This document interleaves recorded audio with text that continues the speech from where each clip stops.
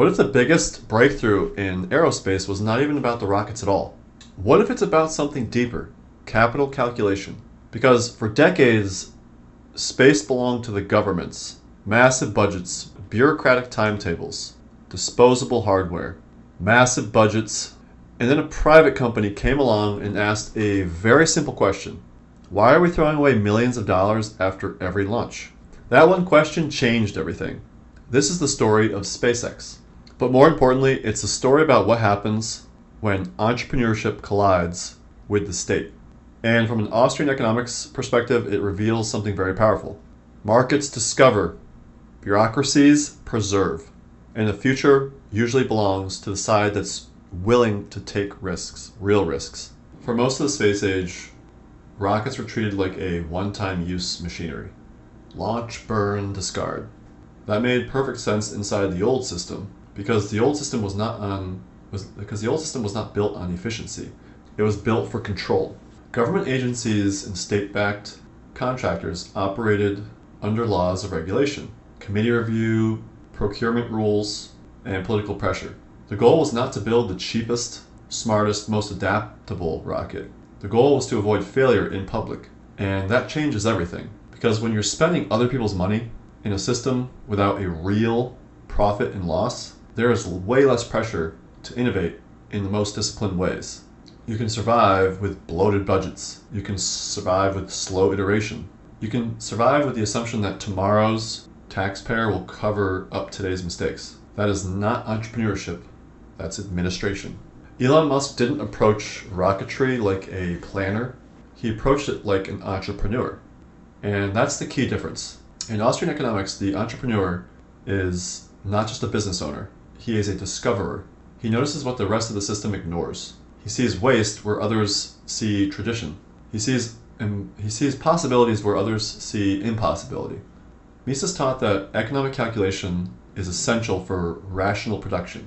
Without prices, without ownership, without profit and loss, you cannot truly know whether resources are being used well. And this is exactly what SpaceX exposed. The state space model was full of prestige, but very weak calculation. It could spend billions because it didn't have to earn a return in the market. SpaceX, on the other hand, had to survive.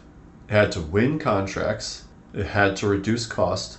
It had to prove that the same rocket did not need to die on every launch. That pressure forced intelligence. It forced discipline, and it forced innovation. Reusable rockets were not just an engineering breakthrough. They were an economic one. Because a rocket is not valuable merely because it can just reach orbit. It is valuable because of what it cost to do so. If a rocket is destroyed every time it launches, then each launch contains the entire cost of the vehicle. That means space stays very expensive, rare, limited, and political. But if the rocket can return, land, be inspected, refurbished, and flown again, the cost structure changes dramatically. The capital is preserved, and the asset has multiple uses. The same machine can create value again and again, and that is classic capital thinking. And it's deeply Austrian in its spirit. The market does not ask, can this be done once? It asks, can this be done repeatedly, profitably, and at a lower cost? That distinction is everything, because civilization doesn't advance just by inventing things, but by making them scalable and affordable. This is where the story becomes stronger than just SpaceX. For decades, governments and major institutions treated aerospace like a domain too important for radical market experimentation. The assumption was that only centralized planning could handle something this complex. That assumption is the fatal conceit. The belief that a committee could know more than thousands of decentralized actors testing, failing, adapting, and learning in real time. But the market is not one mind. It is millions of minds. It's a discovery process. And SpaceX proved that a smaller, more focused, more accountable organization could outrun larger, older, more politically protected institutions. Not because it had one magic formula, because it had incentives. The state had prestige, SpaceX had survival. The state had process, SpaceX had feedback. The state had layers, but SpaceX iterations. And in the real world, iteration beats bureaucracy. There's also something philosophically important here. Space was long treated like a public monument, a place for superpower competition, a symbol of national pride. But SpaceX shifted that frame. Orbit was no longer a stage just for flags and slogans. It became a frontier for private enterprise. That matters because private frontiers are disciplined by reality. If you waste resources, you pay for it. If you build badly, you fail. If you innovate, you survive. That is how progress becomes real. Not through speeches, not through selection, through trial and error, through ownership. A private frontier is not only faster, it's morally clearer because it ties action to consequence. And when success depends on serving others efficiently, capital gets pushed towards better uses. That is how what once looked impossible starts to look normal.